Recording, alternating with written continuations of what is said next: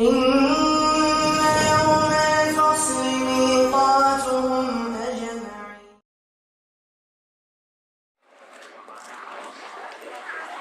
Assalamualaikum warahmatullahi wabarakatuh.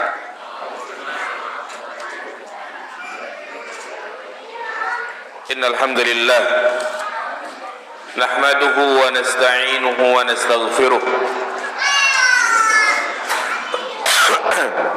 wa na'udzu billahi min shururi anfusina wa min sayyiati a'malina.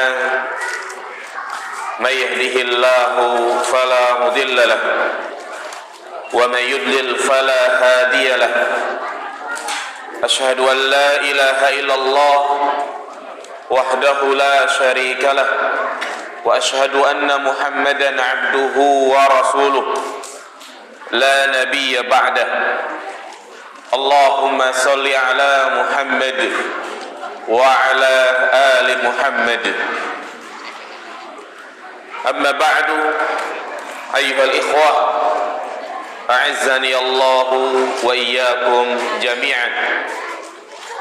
Jamaah salat maghrib yang dirahmati Allah Subhanahu wa ta'ala.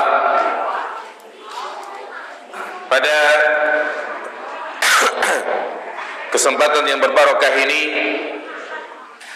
kembali kita melanjutkan kajian rutin kita membahas kitab Al-Arba'in An-Nawawiyah lil Imam An-Nawawi rahimahullahu ta'ala. Terakhir kita jelaskan hadis yang ke-10, yaitu hadis yang menerangkan tentang larangan memakan makanan yang haram dan juga sebab-sebab terkabulkannya doa. Maka berikut kita akan bahas hadis yang ke-11. Hadis yang ke-11 ini menjelaskan tentang perintah meninggalkan hal-hal yang meragukan. Dengan kita mengamalkan, memahami dan menerapkan hadis ini dalam kehidupan kita sehari-hari, maka insyaallah hati kita menjadi tenang, tidak ditimpa kegelisahan, keraguan-raguan ataupun was-was, yaitu merupakan salah satu tipu daya syaitan yang selalu berdusta agar kita tidak fokus dalam beribadah. Kita baca hadisnya. An Abi Muhammad Al-Hasan bin Ali bin Abi Talib sibti Rasulullah sallallahu alaihi wasallam wa raihanatihi. Dari Abu Muhammad Hasan bin Ali bin Abi Talib, cucu Rasulullah sallallahu alaihi wasallam dan merupakan cucu kesayangannya. Semoga Allah Subhanahu wa taala meridai keduanya. Qala, dia berkata, hafidtu min Rasulillah sallallahu alaihi wasallam, aku menghafal dari Rasulullah sallallahu alaihi wasallam, da'ma yaribuk atau da'ma yuribuk ila ma la yuribuk. Tinggalkanlah keraguan-raguan menuju perkara yang tidak meragukan. Tinggalkanlah perkara yang meragukan menuju kepada yang tidak meragukan. Hadis ini singkat, tetapi subhanallah banyak pelajaran-pelajaran penting yang kita bisa petik dari hadis ini. Makanya hadis-hadis seperti ini merupakan salah satu mukjizat Nabi Shallallahu Alaihi Wasallam yang beliau diberikan mukjizat, yaitu apa? Jawami'ul kalim. Apa yang beliau sampaikan singkat, ringkas, tetapi mengandung banyak faedah.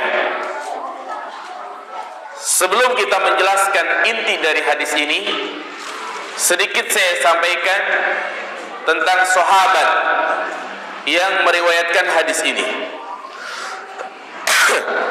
yaitu Abu Muhammad Al-Hasan bin Ali bin Abi Thalib.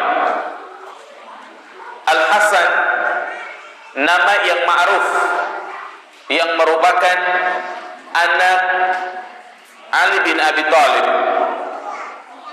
Ali bin Abi Thalib sendiri adalah mantu Rasulullah sallallahu alaihi wasallam.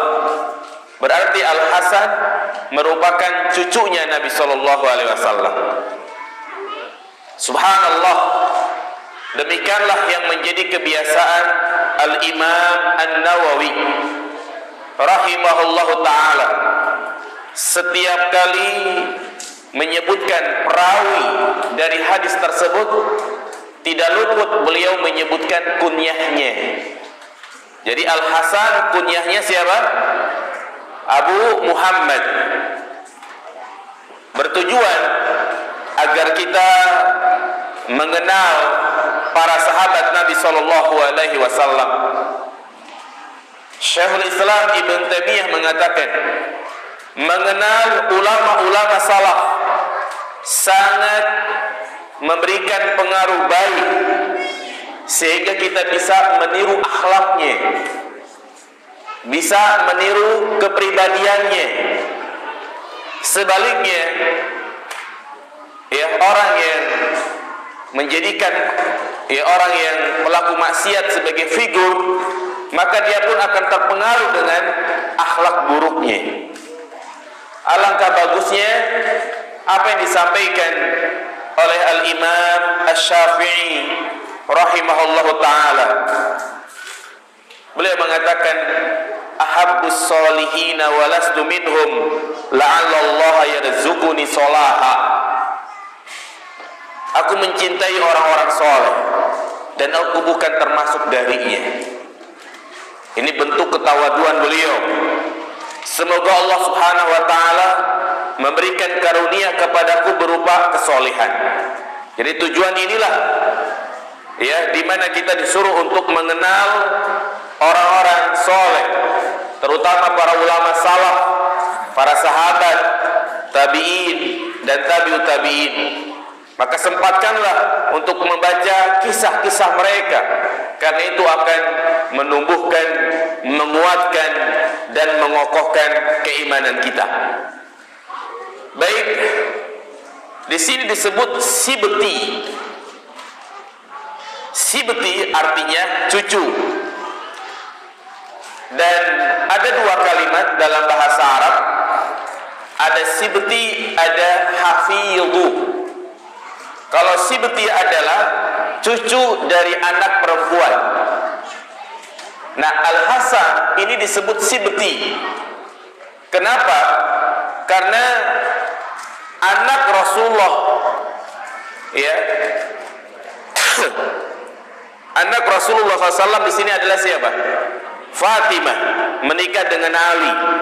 Makanya Al-Hasan disebut namanya sibti. Kalau anaknya tersebut laki-laki disebut namanya hafidhu. Hafidun, cucu dari anak laki-laki. Dan kebanyakan anak-anak Nabi Shallallahu Alaihi Wasallam yang hidup adalah perempuan. Adapun yang laki-laki meninggal dunia tatkala mereka masih kecil. Dan anak Nabi Shallallahu Alaihi Wasallam yang sampai tubuh dewasa diantaranya adalah Fatimah, Zainab, terus siapa lagi? Ummu Kulsum, ya, Ruqayyah, yang mana mereka hidup sampai dewasa. Wa raihanati, wa raihanati, wa raihanati, raihan Secara asal maknanya adalah tumbuhan yang memiliki bau yang harum, tumbuhan yang harum, roihan. Adapun yang dimaksud dengan waroihanati dalam hadis ini adalah cucu kesayangan Nabi Shallallahu Alaihi Wasallam. Berarti ini menunjukkan kepada kita keutamaan Al Hasan bin Ali. Ya, sedikit saya sampaikan tentang keutamaan Al Hasan bin Ali. Beliau termasuk cucu yang paling disayangi. Nabi SAW pernah memangku Usama dan Hasan. Ya, Usama adalah anaknya Zaid, bekas anak angkatnya Rasulullah SAW. Jadi pernah Al Hasan dan Usama itu dipangku, dan Nabi mengatakan, Allahumma inni uhibbuhuma fa'ahibbahuma. Ya Allah, sesungguhnya aku mencintai keduanya, maka cintailah keduanya. Demikian pula tatkala Rasulullah SAW sedang mengerjakan sholat, ya, maka Al Hasan yang saat itu masih kecil, belum balik dan belum tamyiz, ya, beliau yaitu Al Hasan menaiki pundak Nabi SAW. Jadi Nabi lagi sholat dijadiin kuda-kudaan, ya, dan Nabi tidak marah. Bahkan setelah sholat beliau pun menciumnya. Maka disebutkan juga dalam sebuah riwayat dari Al-Imam Al-Baghawi dan Abu Shaykh dalam Akhlaqun Nabi yang dihasankan oleh Al-Imam Al-Iraqi dari sahabat Abu Hurairah radhiyallahu taala, di mana Abu Hurairah mengatakan, aku pernah melihat Nabi SAW menjulurkan lidahnya kepada Hasan, sehingga anak kecil itu tahu melihat merahnya lidah Nabi SAW dan hendak mengambilnya. Hal ini menunjukkan kepada kita begitu sayangnya Rasul kepada siapa? Al Hasan. Di antara doa dan ucapan yang sangat ma'ruf yang diucapkan oleh Nabi SAW tentang Al Hasan, yang ini menunjukkan bahwasannya Al Hasan lebih utama dari Al Husain. Karena Ali bin Abi Thalib memiliki dua putra yang sangat masyhur, yaitu siapa? Hasan Husain. Ini kembar. Tentunya kedua-duanya ini adalah sahabat. Tetapi kalau ditanya manakah yang paling utama? Yang paling utama adalah Al Hasan. Kenapa? Karena Al Hasan pernah dikatakan oleh Nabi, inna hadza ibni sayyidun wa la'alla Allah ay yusliha bihi baina fi'ataini muslimaini. Sesungguhnya anakku ini adalah pemimpin. Ya, semoga dengan sebabnya Allah Subhanahu wa taala mendamaikan dua pasukan besar, yakni dua pasukan kaum muslimin. Dan apa yang disampaikan oleh Nabi SAW ternyata benar. Kita tahu setelah wafatnya Utsman bin Affan terjadi gejolak fitnah di zaman Ali bin Abi Thalib. Fitnah yang menyebabkan kaum muslimin saling berperang, dan tentunya berangkat dari ijtihad masing-masing. Ada dua peperangan yang masyhur di zaman Ali, yaitu perang Siffin dan satu lagi perang apa? Perang Jamal. Maka semakin hari semakin besar fitnahnya, hingga ketika Ali bin Abi Thalib meninggal dunia, maka penduduk Mekah, Madinah, Al-Hijaz menunjuk Al Hasan sebagai pengganti ayahnya, ditunjuk sebagai khalifah. Namun ternyata dari Syam, kaum muslimin yang ada di Syam pun menunjuk khalifah lagi. Siapa yang mereka tunjuk jamaah sekalian? Muawiyah bin Abi Sufyan. Maka terjadilah dua kepemimpinan, dan ini tidak mungkin terjadi dalam Islam, dan memang tidak diperbolehkan ada dua pemimpin ya dalam satu kepemimpinan. Maka Hasan setelah dia menjabat menjadi khalifah 6 bulan, melihat semakin hari semakin besar fitnah, ya, dia tidak ingin terjadinya permusuhan di antara kaum muslimin. Akhirnya dia pun menanggalkan, menyerahkan kepemimpinannya itu mutlak kepada siapa? Muawiyah. Makanya tahun tersebut dinamakan Amul Jamaah, tahun di mana kaum muslimin bersatu di bawah kepemimpinan Muawiyah bin Abi Sufyan. Berbeda dengan orang-orang Syiah yang mereka malah justru lebih mengagung-agungkan siapa? Al-Husain. Makanya mereka kalau tawaf di Ka'bah, yang mereka sebut-sebut adalah ya Husain, ya Husain. Bahkan mereka juga mengagungkan kuburan Al-Husain di Karbala, dan mereka membuat hadis-hadis palsu. Barang siapa yang menziarahi kuburan Al-Husain, maka pahalanya seperti melaksanakan ibadah haji 20 kali. Makanya mereka juga merayakan ritual khusus meratapi kematian Al-Husain pada tanggal 10 Muharram. Ya, mereka melukai tubuh mereka, ya, untuk meratapi kematian Husain. Padahal yang lebih utama adalah siapa? Al-Hasan yang pernah didoakan oleh Nabi sallallahu alaihi wasallam. Baik.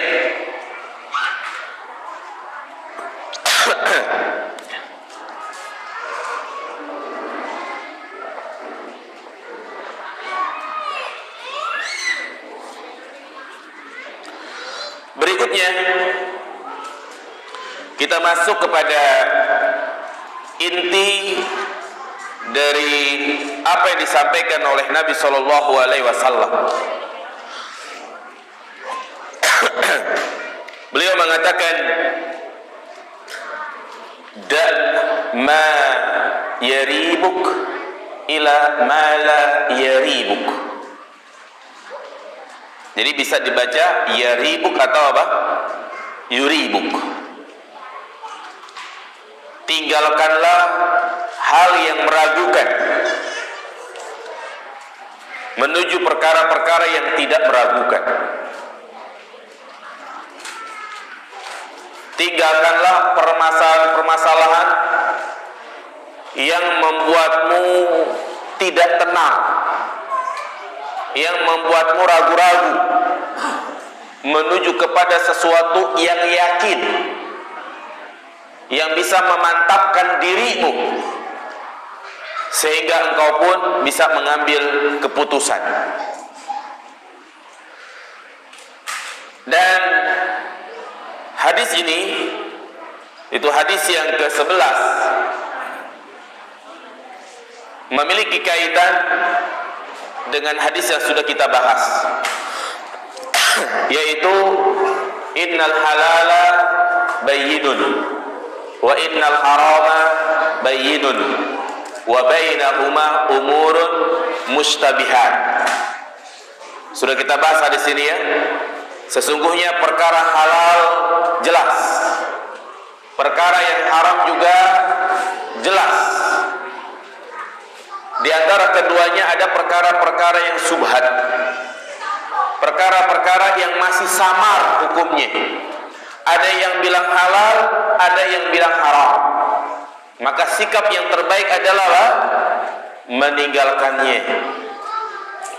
Faman ittaqa subhat, barang siapa yang meninggalkan perkara subhat, maka sungguh dia telah menjaga agama dan kehormatannya. Maka dari sini jamaah sekalian, di antara penerapan, ya, apa yang disampaikan oleh Nabi sallallahu alaihi wasallam, bahwasanya apabila kita mendapati suatu perkara yang hukumnya masih belum jelas, ada yang bilang halal, ada yang bilang haram, maka sikap yang terbaik adalah apa? Meninggalkannya. Al-Imam Ibn Rajab Al-Hambali menjelaskan dalam kitabnya Jami'ul Ulum wal Hikam, beliau menyebutkan bahwasanya penerapan hadis ini dapat dipraktekkan dalam 3 hal. Ya, penerapan hadis ini dapat dipraktekkan dalam 3 hal. Yang pertama,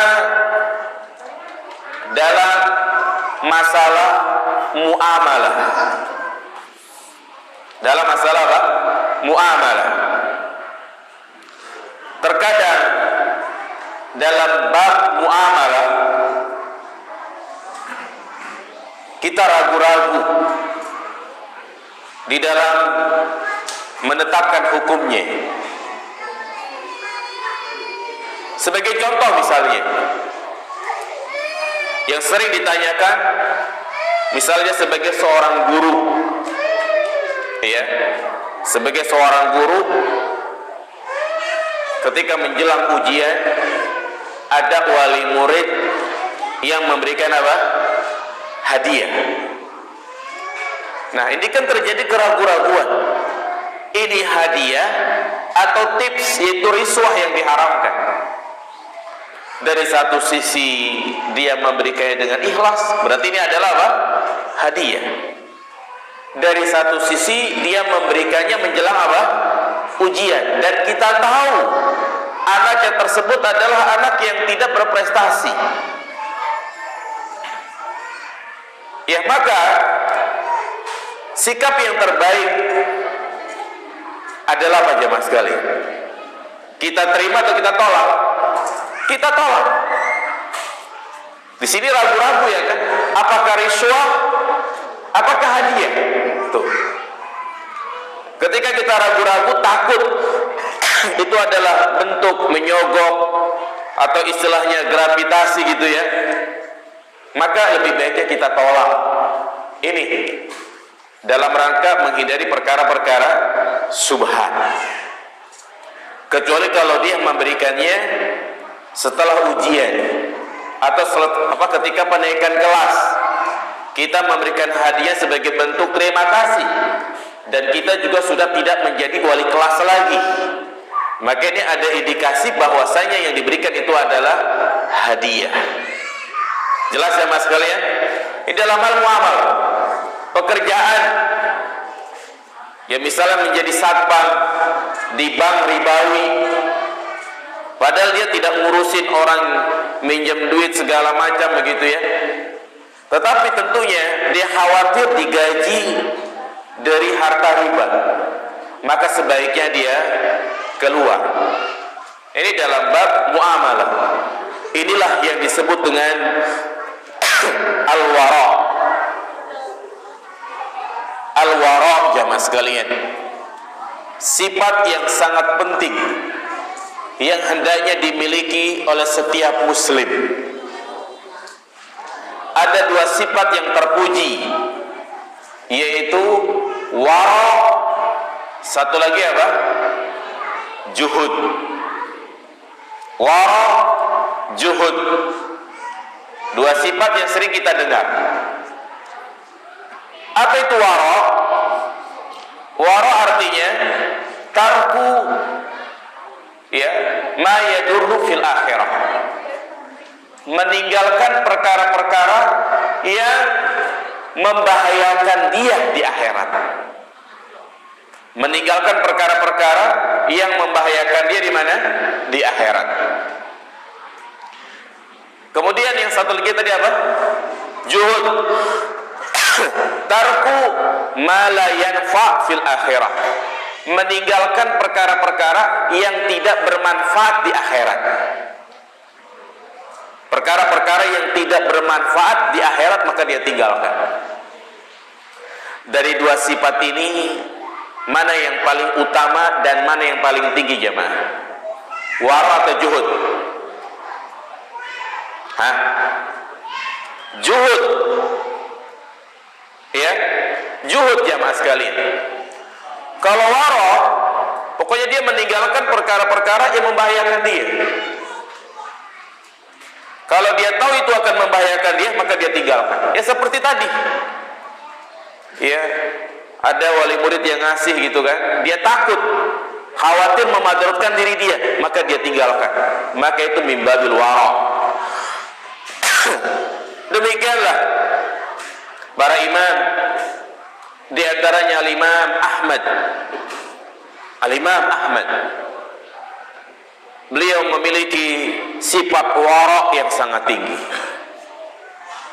Tentunya Imam Ahmad sangat bersahabat dengan Imam Asy-Syafi'i karena keduanya hidup sezaman. Dan Imam Asy-Syafi'i adalah gurunya Imam Ahmad. Dan terkadang Imam Syafi'i pun mengambil ilmu dari Imam Ahmad. Dan keduanya hidup sezaman dengan Khalifah Harun ar-Rasyid.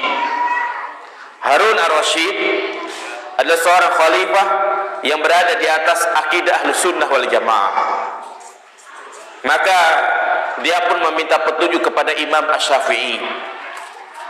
Ya, wahai Imam, tunjukkanlah kepada aku siapa yang pantas untuk aku jadikan al-qadhi. Kata Imam Syafi'i, Ahmad. Imam Ahmad, orang yang cerdas, alim, zuhud, dan yang lainnya. Maka dipanggillah, tapi sebelum dipanggil oleh Harun ar-Rasyid, dipanggil dulu oleh Imam Syafi'i. Ditawarkan. Ya. Harun ar-Rasyid memintamu untuk menjadi qadhi.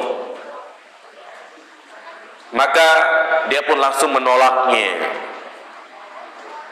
Bahkan dia mengatakan, Imam Syafi'i, kalau bukan karena aku mengambil ilmu darimu, mungkin aku tinggalkan dirimu. Ya. Kalau bukan kau adalah guruku, niscaya aku akan tinggalkan kamu sekarang ini. Ya, tapi dalam rangka untuk memuliakan gurunya, tidak ditinggalkan. Ini tawaran yang menurut Imam Ahmad menjerumuskan dia ke dalam perkara yang Allah haramkan. Walaupun menjadi seorang qadhi boleh, tetapi khawatir ya dia terjerumus ke dalam perkara-perkara, yaitu dia lalai dari mengingat Allah Subhanahu wa ta'ala. Banyak peluang-peluang yaitu menjurus kepada keharaman. Makanya dia tolak tawaran tersebut. Nah, adapun juhud, meninggalkan perkara-perkara yang tidak bermanfaat. Walaupun hukum asalnya boleh. Contoh, kita mendatangi kafe, kita ngopi di situ, boleh nggak jamaah sekalian? Boleh. Pertanyaannya, apakah itu bermanfaat untuk kehidupan akhirat? Tidak. Maka sebagai bentuk juhud, dia tinggalkan nongkrong di kafe. Dia punya duit misalnya 100 juta. Dia mampu untuk membeli jam yang mahal. Apa merek jam yang mahal jamaah sekalian? Rolex ya? Iya. Tuh saya ngelihat itu di mana? Di Mekah gitu ya. Depan Masjidil Haram ada toko merek Rolex. Saya intip itu kan harganya. Kalau dirupiahin 115 juta, 120 juta. Jam. Kalau kita punya duit segitu, boleh gak beli jam segitu jamaah sekalian? Boleh. Ya, yang penting kita punya duit segitu yang memperhatikan zakat dan yang lainnya. Tetapi pertanyaannya, apakah itu bermanfaat? Tidak bermanfaat. Ya, lebih baik dia beli jam yang murah-murah karena tujuannya sama.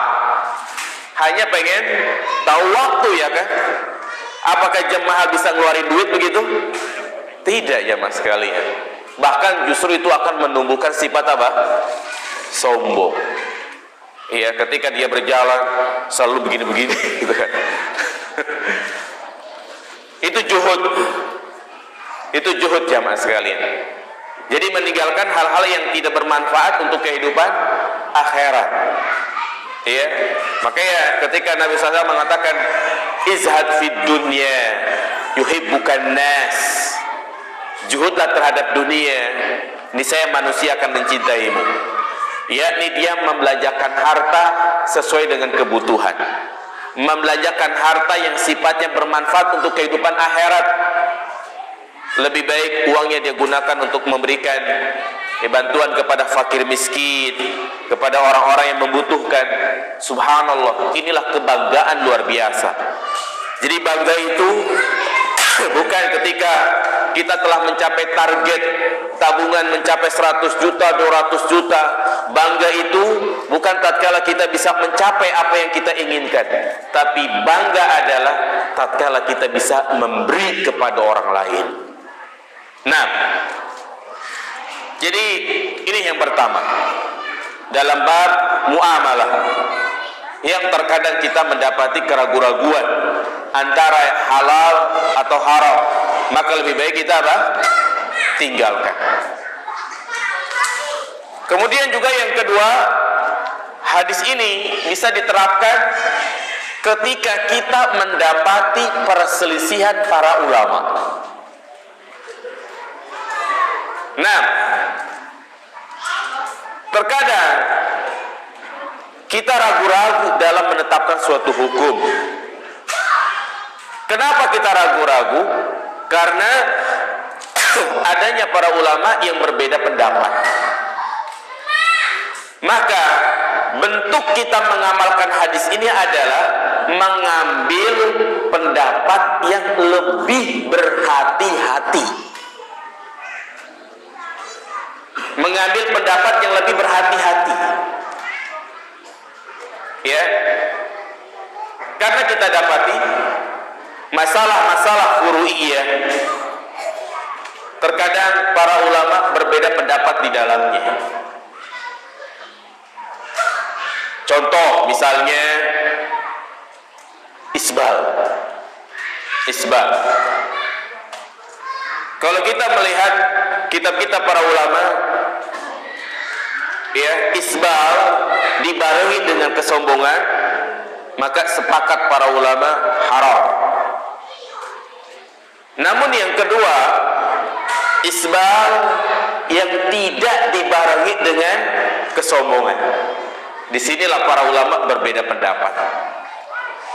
Pendapat yang pertama mengatakan tetap enggak boleh mutlak.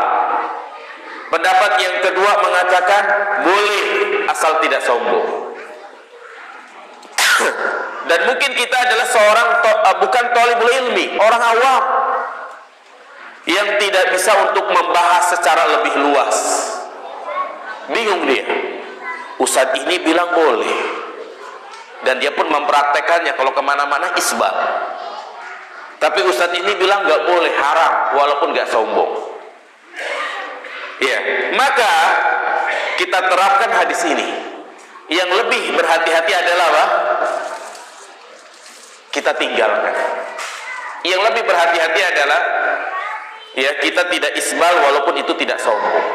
Dan memang pendapat yang kuat adalah tetap tidak diperbolehkan walaupun tidak dibarengi dengan kesombongan. Kenapa? Justru Nabi mengatakan bahwasanya isbalul izar minal makhilah. Ya. Jadi isbal itu merupakan bentuk dari apa? Kesombongan. Nah ini kita lebih mengambil pendapat yang ikhtiyar, kehati-hatian. Misalnya juga tentang masalah muamalah ribawi, KPR misalnya, ada yang bilang halal, ada yang bilang haram. Maka untuk mempraktekkan hadis ini, kita mengambil pendapat yang lebih hati-hati. Lebih baik kita tidak mengambil KPR, karena itu khawatir termasuk bab riba. Maka termasuk kesalahan dalam beragama ketika dia mendapati perbedaan pendapat, malah dia mengambil sesuai dengan hawa nafsunya. Ya, dia mengambil sesuai dengan apa? Hawa nafsunya. Tidak mau membahas, hanya mencukupkan dengan satu pendapat ustaz. Ya, hanya mengambil satu pendapat ustaz.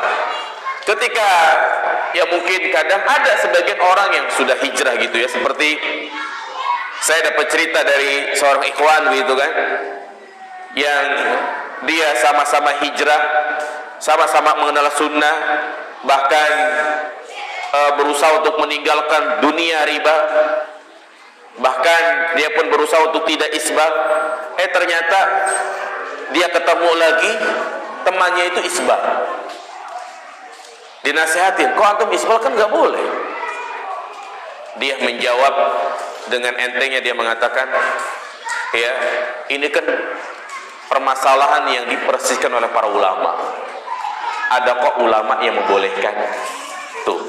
Jadi orang yang seperti ini jamaah sekalian khawatir termasuk ke dalam perkataan para ulama, man tatabba'a rukhsal ulama fahuwa zindi. Barang siapa yang mengambil rukhsah, keringanan ya dari perbedaan pendapat di kalangan para ulama, maka dia adalah zindik. Tidak ada keseriusan untuk beragama. Karena kalau kita perhatikan jamaah sekalian, semua hampir masalah-masalah fikih, masalah furu'iyah itu para ulama berbeda pendapat. Hatta nikah tanpa wali ada ulama yang membolehkan. Siapa? Al-Imam Abu Hanifah. Zina pun ada yang membolehkan. Maka akan merusak agama ini jamaah sekalian. Ya. Makanya di sini sangat penting bagi kita untuk totalitas dalam beragama. Ketika para ulama menyebutkan perbedaan-perbedaan pendapat, bukan berarti kita mengambil pendapat yang sesuai dengan hawa nafsu kita. Tapi kita berusaha untuk meneliti, membahas, mencermati sampai betul-betul kita menemukan titik yang itu memantapkan hati kita. Begitu jamaah sekalian. Ya, jadi penerapan yang kedua yaitu ketika kita mendapati perbedaan para ulama, hendaknya kita mengambil pendapat yang lebih hati-hati. Kemudian penerapan yang ketiga jamaah yang dirahmati Allah Subhanahu wa taala,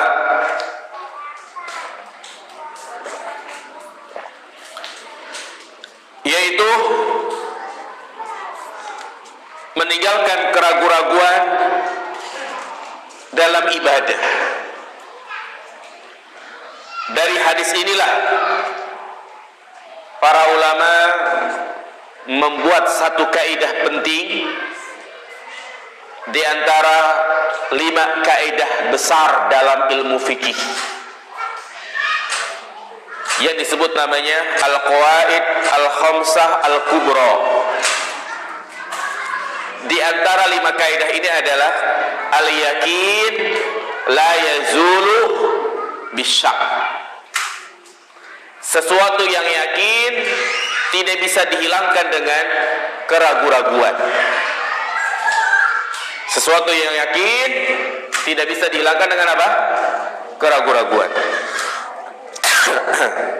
Nah, terkadang kita ragu-ragu dalam suatu ibadah. Sebagai contoh, sekarang kita sudah punya wudu ya kan? Karena tadi kita sebelum sholat maghrib wudu. Sebentar lagi tiba waktu isya. Kadang timbul keraguan-raguan. Wudu saya udah batal atau belum ya? Udah batal atau belum ya? Ini ragu-ragu bukan? Ragu-ragu. Maka ambillah yang yakin. Apa itu yang yakin? Di mana asalnya tadi kita sudah wudu atau belum? Sudah. Berarti kita sudah wudu. Ya. Nah, makanya Nabi SAW mengatakan kepada seseorang yang mengeluhkan apa yang terjadi pada dirinya di dalam sholat, dia selalu timbul keraguan-raguan, saya kentut atau enggak, kentut atau enggak. Kadang ada jamaah sekalian, seseorang yang selalu ragu-ragu, bunyi dalam perutnya begitu kan, berbek-berbek gitu ya, ini kentut bukan ya. Maka dia pun datang kepada Nabi SAW, dan Nabi dengan tegas mengatakan, la yansarif hatta yasma'a sautan au yajidariha. Jangan dia membatalkan sholatnya sampai betul-betul menjumpai 2 hal. Yang pertama, ima dia mencium bau kentut atau mendengar suara dia kentut. Kedua hal inilah yang membuat wudu kita batal. Tapi kalau hanya ragu-ragu, lanjutkan. Itu namanya was-was syaitan. Bahaya jamaah sekalian, orang yang selalu was-was. Ini penyakit yang harus diobatin. Ya. Ada orang yang kadang di kamar mandi itu sampai setengah jam. Bukan mandi tapi wudhu. Udah wudhu selesai gitu kan. Ya. Merasa nggak yakin, wudhu lagi. Wudhu lagi seperti itu. Sudah wudhu, mau sholat, merasa ada yang keluar dari kemaluannya. Akhirnya dia ganti celana dalam, dia wudhu lagi. Sudah mau sholat, ragu-ragu lagi. Nah, makanya kalau ini terjadi pada diri kita, kalau itu terjadi pertama kali, kita cek. Jika memang terdapat air kencing di celana dalam kita, berarti batal. Tetapi kalau besok kita periksa gitu kan, tidak ada air kencing, tidak ada apa-apa, tapi berasa ada yang keluar, maka itu adalah was-was syaitan. Sampai saya pernah punya murid ya di sekolah, itu pakaiannya selalu basah. Dan kalau sholat pasti masbuk yang terakhir. Kalau saya sholat di samping dia, pakaian saya juga ikut basah.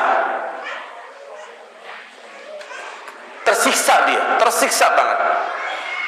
Saya tanya, kenapa kamu kok kalau mau sholat pasti basah terus? Itu Pak, saya ragu-ragu, saya kencing, saya khawatir air kencing itu mengenai baju, mengenai celana. Daripada saya percikan begitu, ada yang nggak kena, udah saya basahin semuanya. Tuh, ini bahaya. Udah diruqyah, udah dinasihatin, tetap aja begitu. Ya, maka cara mengobati was-was ya mas sekalian, yang pertama adalah tentu memohon perlindungan kepada Allah Subhanahu wa taala. Baca surat An-Nas. Karena Allah sebutkan dalam surat An-Nas, di antara tipu daya syaitan adalah memberikan apa? Was-was. Ya. Min syarril waswasil khannas. Di antara kiat untuk melawan was-was adalah jangan kita turutin bisikan tersebut. Jangan ambil pusing. Udah biarin. Kita jalan terus dalam ibadah. Sekali lagi, kalau itu terjadi pada diri kita, selalu was-was terus, udah jangan ambil pusing. Karena syaitan ini selalu menebarkan kedustaan. Karena kalau diturutin ya mas sekalian, maka akan semakin besar dan membesar, sampai-sampai puncaknya dia was-was dalam perkara akidah. Ini bahaya. Seperti apa? Sebenarnya Allah ada enggak sih? Ketika dia mungkin ditimpa ujian, ya, dia sudah tidak sanggup menghadapi ujian tersebut, berdoa segala macam cara, ada was-was. Allah ada enggak sih? Kok Allah diam aja? Tuh. Begitu jamaah sekalian. Jadi jangan ambil pusing intinya. Nah, kemudian juga pelajari cara ibadah yang benar. Dengan kita memahami, mengetahui cara ibadah yang benar, dan kita yakin kita mengerjakan ibadah tersebut dengan benar, ya sudah. Berarti itulah ya yang yakin. Jadi intinya jangan ambil pusing yang namanya was-was.